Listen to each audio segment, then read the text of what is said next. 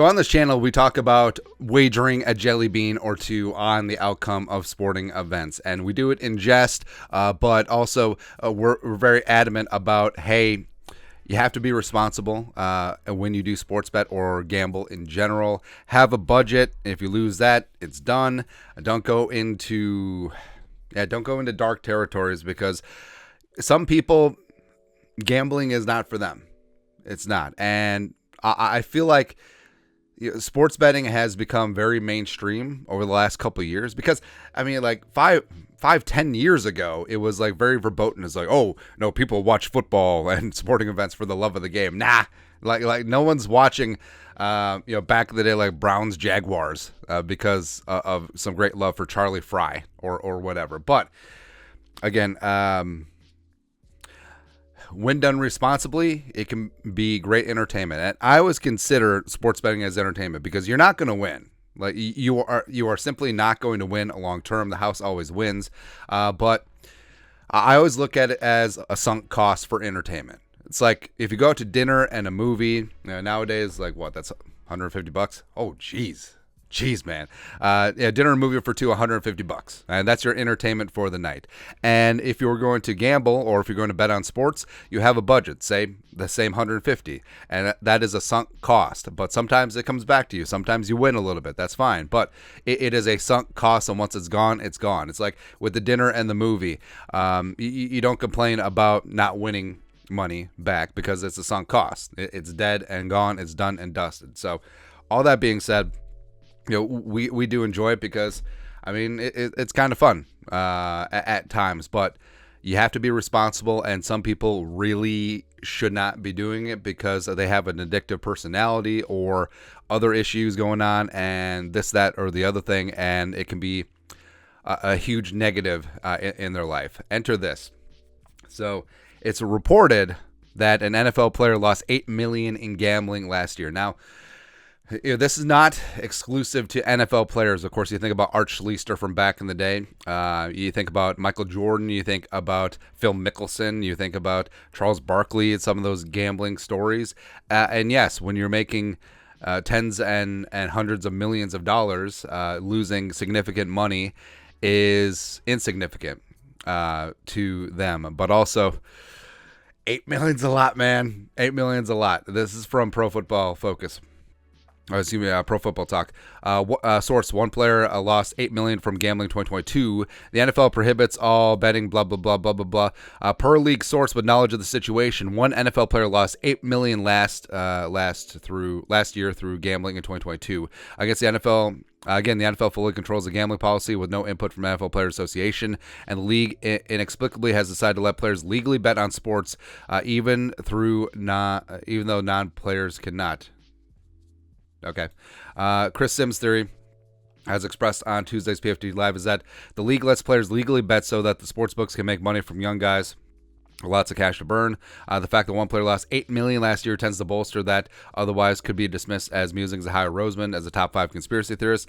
How much money are other players betting? How much money are all players losing? The reality is that the house always wins over the long haul. The house hopes that you become sufficiently emboldened by short-term success to believe that you can stumble down a system or something, that you're going to keep winning and winning and winning. You won't. You lose. They win. You lose. And that is true. That is true. Plus, I feel like people have been more emboldened with sports betting because of the slick marketing campaigns by some of the big companies or media personalities and athletes really backing them up. But also, I mean, if you're a sharp sports bettor and you're always shopping for the best line and the best price, there's a lot of holes in there. But again, it is for entertainment purposes only. But there's a couple of things here. Number one, Florio is generally very buttoned up about these things, so I tend to believe him in this spot, where if this is true, I mean, it's likely a prominent player. Like I don't see like a second-year practice squad guy going $8 million in the red.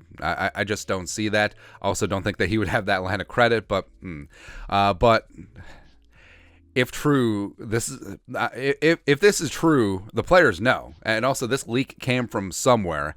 And this, again, if this is true, it's a prominent player, and this is going to get sussed out. Like, I wouldn't be shocked if in the next couple of days or a couple of weeks we find out who this is. Again, if this is true. But this person's got a problem, man. Like, even if they're a top-tier player making top-tier money, this is significant. It really is, man. And the average NFL salary is $2.7 million. League minimum is just over $1 million. Average NFL career is 3 years. So this is a big chunk. This is a big chunk, man.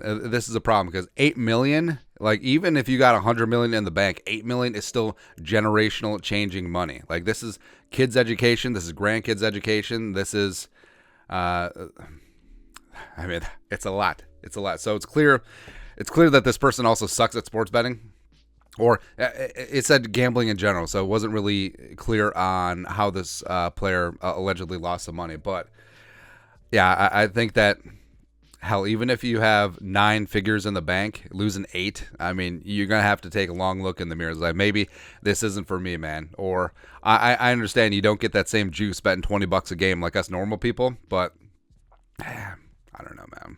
I don't know. But again, this is a good PSA. Like, athletes are, I do feel like athletes are a little bit more perceptive. Right? Well, that's not the word. A little bit more susceptible, there we go, to gambling because they're very competitive and they want to win at everything. But you can't win at table games. You can't win at slots. You can't win at sports betting. You literally can't win. You do have to treat it as sunk cost entertainment as opposed to a way to make money, because you're not. Like, even if you have short-term gains, fooled by randomness, it ain't going to happen, man. So yeah, like, I don't even want to speculate who this could be. I mean, we all have ideas of who this could potentially be, but we can't say it, mainly because of, like, libel and stuff. But also, you don't want to put that juju out in the universe. So I actually do hope that this is false, and I hope that this is more of like an urban legend. But I guess we'll see, man. I guess we'll see. But that's rough. That's really rough. And the league is doling out these suspensions for players, betting on sports from the team facility, even though the NFL is in bed with all these sports books, which is kind of ironic. But they do have to figure something out, man, because it's not just the players that are suspended. I mean, this is a league-wide thing. You have young guys with a lot of loose cash who are highly competitive. Of course, they're going to be betting and gambling. That's what happens, man. But we'll see. Anyways, your thoughts are thoughts. Reportedly, a player lost $8 million in gambling last year. Rough. Let us know your thoughts and our thoughts in the comment section below. Subscribe for daily Vikings takes. Want to support the work? Put a little something in the Venmo. But till next time, Skull Production Value.